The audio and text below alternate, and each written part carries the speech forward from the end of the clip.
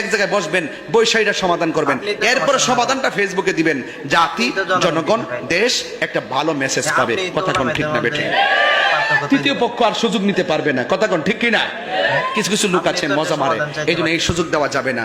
ওই ধান্দাবাজদের ধান্দাকে বন্ধ করে দিতে হবে। প্রথমত তাহিরি কে? তাহিরি আসলে তার পরিচয় জানলে আপনারা অবাক হবেন। সে কোন টাইপের লোক?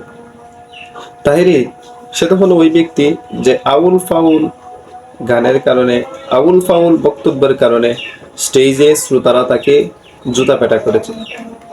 তাহিরি তো হলো সেই ব্যক্তি যে আউল ফাউল জিকির দিয়ে ভাইরাল হয়ে বক্তা সেজেছে। তাহিরি তো হলো সেই ব্যক্তি যেই ব্যক্তি তার অধিকাংশ বক্তব্যে গান বলে বেড়ায়, যেই গানের কারণে, যেই গানের মধ্যে অনেক শিরিক বিদ্যমান। তাহিরি তো হলো সেই ব্যক্তি যে রাসূলের সুন্নত সুন্নত বলে চিল্লাচিল্লি করে, নিজেকে সুন্নি বলে দাবি করে, কিন্তু রাসূলের সুন্নত পালনে একটু সচেষ্ট নয়। বরং রাসূলের যেই সমস্ত বেদিন, যেই সমস্ত দুশ্মনেরা রাসূলের বিরুদ্ধে কথা বলে, তখন সে ওই সমস্ত ব্যক্তিদের সাথে সদাচরণ করে এবং রাসূলের সুন্নতের মহব্বতে ওই সমস্ত ব্যক্তির বিরুদ্ধে কোনো কথা বলে না। তাহিরি তো হলো সেই ব্যক্তি যেই ব্যক্তি মাজার পূজারী, যেই ব্যক্তি মাজারে ফুল ছিটায়, যেই ব্যক্তি মাজারে সেজদা করে, এইরকম বিভিন্ন অবৈধ কার্যকলাপে লিপ্ত। তাহিরি তো হলো সেই ব্যক্তি যেই ব্যক্তি এমন এমন কথা বলে যেইগুলো সম্পূর্ণ স্পষ্ট নাজায়েজ। সুতরাং দর্শক, আপনারা বুঝতেই পারতেছেন তাহিরি কোন টাইপের লোক। সুতরাং তার থেকে আপনাদের বেঁচে থাকা অবশ্যই জরুরি। আর তার তো অধিকাংশ বক্তব্যই হলো শুধুমাত্র কোনো আলেমকে নিয়ে সমালোচনা করা।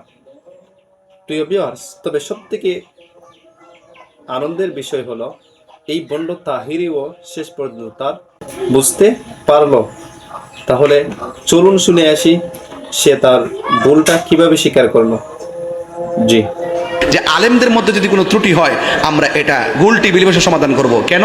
এটা আমি সিদ্ধান্ত নিয়েছি, কারণ আমরা আলেম একজন আরেকজনের ভুল ধরি, তখন ফেসবুকের ভিতরে আমার পক্ষে একদল বাইর, ওনার পক্ষে আরেক দল বাইর, বাইরে শেষ পর্যন্ত এমন একটা ফেসবুকে কাদা চোরাচুরি হয়, শেষ পর্যন্ত আমার কেল্লা নিয়ে নায়কের মাথাত লাগাই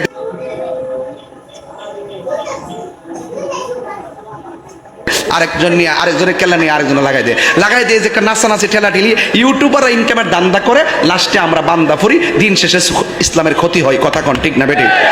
এই জন্য আমি সব ধরনের আলেমদেরকে বলবো, যদি আপনাদের মধ্যে কোনো সমস্যা থাকে, আপনারা একটা কাজ করবেন, ব্যক্তিগতভাবে ফোন দিবেন, ফোন দিয়ে এক জায়গায় বসবেন, মান সম্মান মনে হয় চিনছে এতক্ষণে, ফোন দিয়ে এক জায়গায় বসবেন, বৈশা সমাধান করবেন। কিন্তু ওই যে অনলাইনে ফেসবুকে ওই কোনো ধান্দাবাজকে সুযোগ দেওয়া যাবে না। এমনি তো অনেক শত্রু আছে কিনা বলেন? এরপরে তাদেরকে সুযোগ দেওয়া যাবে না, ফেসবুকের খাতা ছোড়াছুরি করা যাবে না, এবং কমেন্টস বক্সে কোনো গালাগালি করা যাবে না। যদি কোনো সমস্যা হয়, এটা বাংলাদেশ যে কোনো জায়গায় যাওয়া যায়, কথা করে একটা ফোন দিবেন, ভাই আপনার বক্তব্য আমার হচ্ছে সমন হয়েছে তো ভাই কিভাবে এটা সমাধান করব? ফেসবুকে না, ঠিক আছে আপনি আসেন, আইসা এক জায়গায় বসবেন, বৈষয়টা সমাধান করবেন, এরপর সমাধানটা ফেসবুকে দিবেন, জাতি। দর্শক শ্রোতা, তাহলে আপনারা বুঝতে পেরেছেন শেষ পর্যন্ত সে কিভাবে তার ভুলটা স্বীকার করলো। তবে আমরা আমাদের এখন এই মুহূর্তে তাকে আমরা আন্তরিক মুবারকবাদ জানাচ্ছি, কেননা যেই ব্যক্তি নিজের ভুল স্বীকার করে সে সবকিছুই বুঝতে পারে, সাথে সাথে সেই ব্যক্তি উত্তম, যে ব্যক্তি ভুল করার পর তার ভুলটাকে স্বীকার করে, ভুল করার পর ভুলে স্থির থাকাটাই হলো বেওকুফ এবং জাহালতের পরিচয়। যাক, এই জন্য শুধুমাত্র তার ভুলটা স্বীকার করার জন্য তাকে ধন্যবাদ আমরা আবদার করব, সে যেন তার এই শিরকি কর্মকাণ্ড থেকেও ফিরে আসে।